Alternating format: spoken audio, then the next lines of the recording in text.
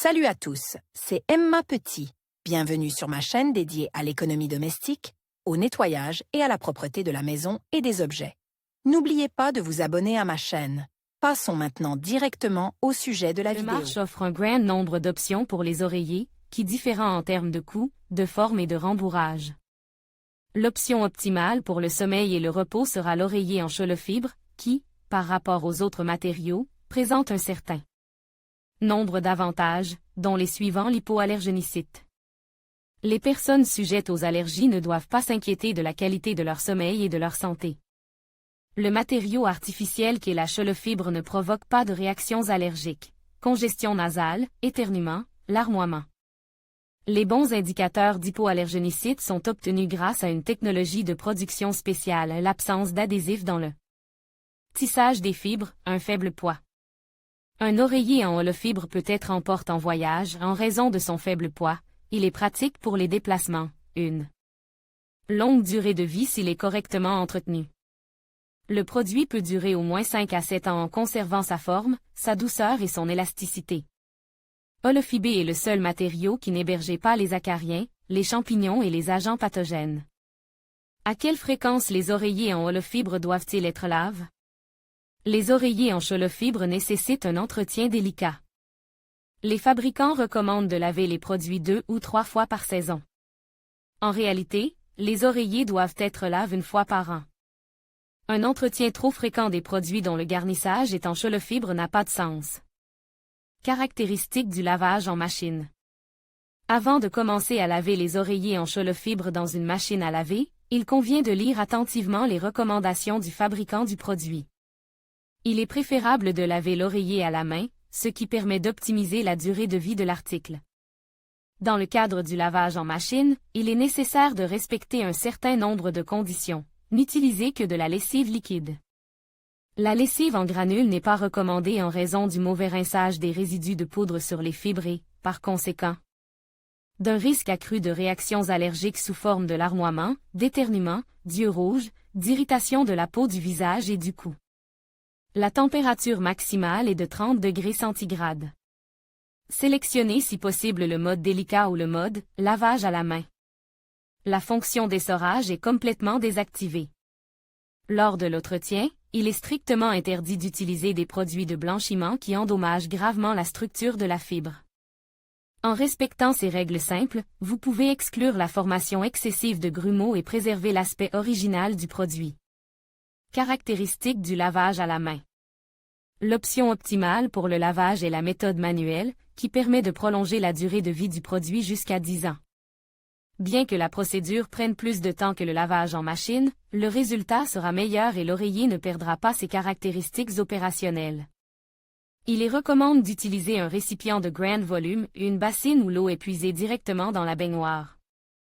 Pour le trempage, on choisit un produit liquide, poudre, shampoing pour cheveux, composition de gel pour le lavage des produits en laine et en soie. La composition est préalablement dissoute complètement dans une petite quantité d'eau chaude, puis ajoutée à un récipient d'eau dans lequel l'oreiller sera lave. La température de l'eau est mesurée à l'aide d'un thermomètre et ne doit pas dépasser 30 degrés. Laissez tremper pendant 30 à 40 minutes. Après avoir retiré le produit de la solution savonneuse, le rincez abondamment à l'eau courante. Séchage des oreillers avec holofibé. Après avoir terminé le programme ou le lavage à la main, essorez doucement le coussin à la main sans le tordre. Le séchage s'effectue en position horizontale, dans une piste bien ventilée. Il est donc recommandé de laver le produit pendant la saison chaude, lorsque l'oreiller peut être sèche sur le balcon ou la loggia. Le produit est placé sur une serviette, un treillis ou toute autre surface qui favorise une bonne ventilation sur toute la surface. Et l'élimination de l'excès d'humidité. Au cours du processus de séchage, l'oreiller doit être retourné périodiquement. Comment regonfler un oreiller et lui redonner son apparence? Le rembourrage froisse peut être réanimé. Pour ce faire, il est nécessaire de le retirer de la housse en coton et de le placer dans un récipient profond, puis de séparer manuellement les grumeaux formes. Pour accélérer la procédure, vous pouvez utiliser une brosse spéciale pour le soin des poils d'animaux, fluffés. Après le démêlage, le produit retrouvera 80 à 85% de sa souplesse et de son élasticité. S'il est impossible de retrouver les qualités d'origine du produit de remplissage, il est recommandé de le remplacer complètement.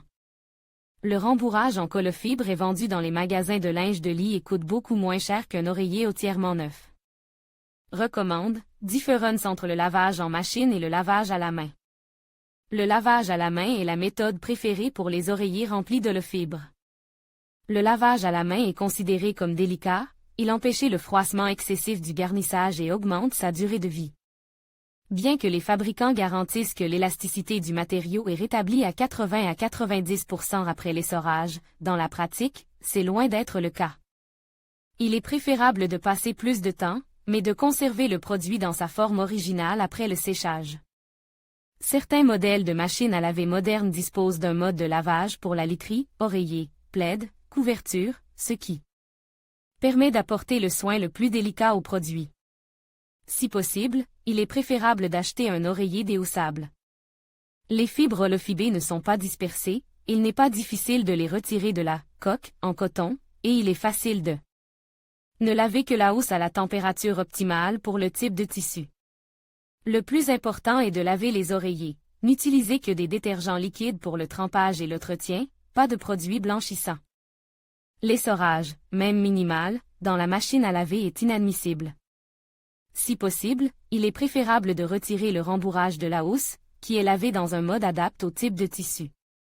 Pendant le lavage de la housse, il convient d'étaler la garniture dans une pisse ventilée afin d'éliminer les odeurs et de la rafraîchir. La température maximale est de 30 degrés Celsius. Il est conseillé de mesurer la température de l'eau à l'aide d'un thermomètre ou avec le coude, si la température semble chaude. Elle est supérieure à 37 degrés Celsius. Entretien optimal, en été, le séchage est rapide et sans problème. En hiver, il sera plus difficile d'organiser le séchage. Pour prolonger la durée de vie, il est recommandé, pendant la saison chaude, d'étendre l'attribut de couchage pour l'aérer. Vous pouvez effectuer cette manipulation sur le balcon, en donnant accès à l'air frais dans la pisse, et vous pouvez le sortir et le placer dans un endroit ventile, en évitant une exposition excessive à la lumière directe du soleil.